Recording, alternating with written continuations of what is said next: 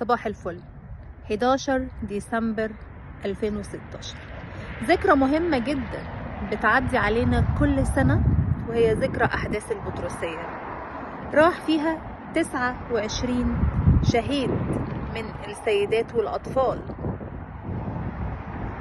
شخص قرر ان هو يفجر نفسه عشان في ناس ضحكت عليه وقالوا له انت لما تفجر نفسك هتخش الجنة وهتقابل حور العين، فقرر ان هو يخش الكنيسة ويفجر نفسه. قبل اليوم ده بيوم قرر اللي فجر نفسه يخش الكنيسة ويشوف الدنيا جواها شكلها ايه.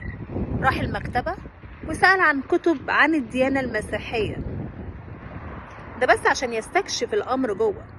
تاني يوم أثناء القداس دخل متجه مباشرة إلى الكنيسة ودخل جوه القداس ودخل ناحية السيدات، وفي خلال ثواني فجر نفسه.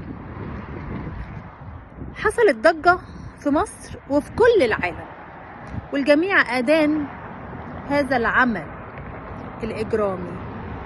يا ترى مين يقدر يسوي ليه نفسه إن هو يضحي بنفسه بالطريقة دي؟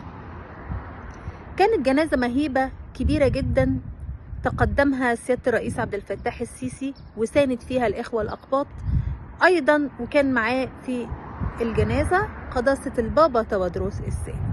كان مشهد مهيب جدا جدا جدا، والكنيسة ظلت فترة حزينة على أولادها شهداء كنيسة البطرسية. قرر وقتها الرئيس عبد الفتاح السيسي إن هو في خلال أسبوعين يرجع الكنيسة زي ما كانت وأفضل. في خلال أسبوعين بالفعل الكنيسة اترممت واتصلحت وبقت أفضل من الأول بكتير.